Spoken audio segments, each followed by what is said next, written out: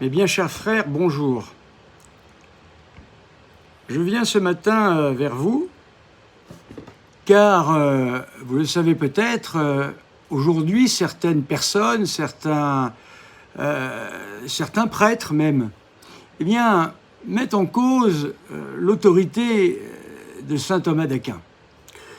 Alors on entend ici ou là que saint Thomas d'Aquin eh bien, ne serait plus le grand docteur commun, que Vatican II aurait, eh bien, nous aurait invités à dépasser la pensée de saint Thomas d'Aquin pour aller sur des rives beaucoup plus actuelles.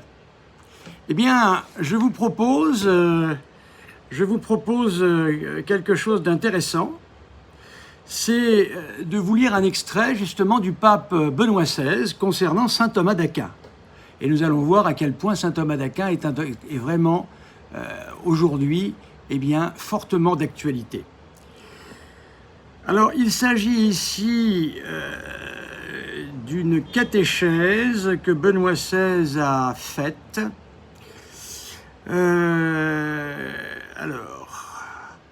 Donc une catéchèse, ça fait partie des 3 catéchèses consacrées à saint Thomas d'Aquin qu'il a fait le 24 juin 2014.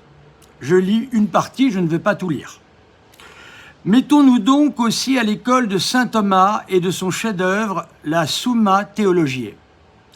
Celle-ci, bien qu'étant inachevée, est une sorte d'œuvre monumentale. Elle contient 512 questions et 2669 articles.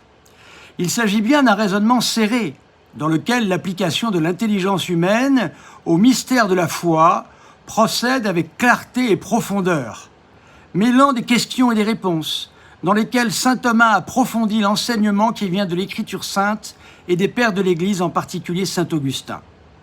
Dans cette réflexion, dans la rencontre de vraies questions de son époque, qui sont aussi et souvent des questions de notre temps, saint Thomas, utilisant également la méthode et la pensée des philosophes antiques, en particulier Aristote, arrive à des formulations précises, lucides et pertinentes, des vérités de la foi, où la vérité est don de la foi, où elle resplendit et nous devient accessible, ainsi qu'à notre réflexion.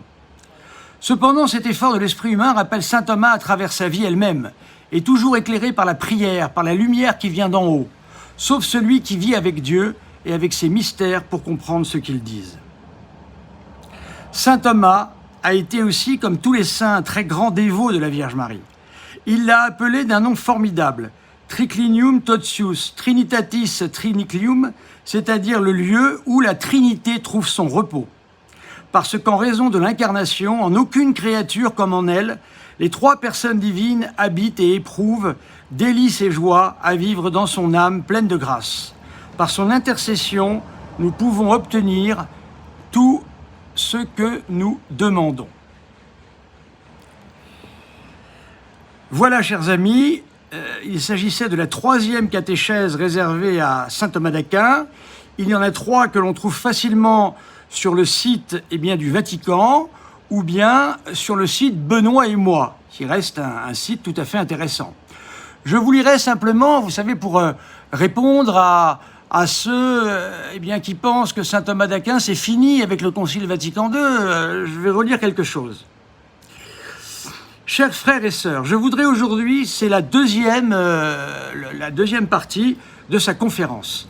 Je voudrais aujourd'hui continuer la présentation de saint Thomas d'Aquin, un théologien d'une telle valeur, écoutez bien, que l'étude de sa pensée a été explicitement recommandée par le Concile Vatican II dans 2 documents.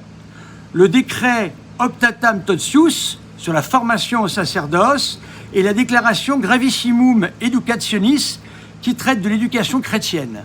Du reste, déjà en 1880, le pape Léon XIII, son grand amateur et promoteur des études thomistes, voulait déclarer saint Thomas d'Aquin patron des écoles et des universités catholiques. Vous l'avez vu, mes chers amis, eh bien, quelle que soit la personne qui vous dit que saint Thomas est dépassé ici ou là, eh bien, envoyez-le lire Benoît XVI aux 3 audiences. Celle-ci date du 16 juin 2010 Et Benoît XVI nous rappelle bien, combien le Concile Vatican II a choisi comme saint patron, et c'est le concile qui en parle le plus, hein, c'est extraordinaire ça, bien saint Thomas d'Aquin. Je vous salue Marie, pleine de grâce, le Seigneur est avec vous. Vous êtes bénie entre toutes les femmes, et Jésus, le fruit de vos entrailles, est béni. Sainte Marie, Mère de Dieu, priez pour nous pauvres pécheurs, maintenant et à l'heure de notre mort. Amen. Chers amis, que le bon Dieu vous bénisse pour cette journée et vous encourage à lire le Docteur commun recommandé par le Concile Vatican II et tous les papes, depuis Léon XIII jusqu'au pape François, recommandent la lecture, une lecture précise de saint Thomas d'Aquin et de sa somme théologique en particulier, sans parler évidemment de toutes ses œuvres sur la Sainte Écriture. Merci chers amis, à bientôt.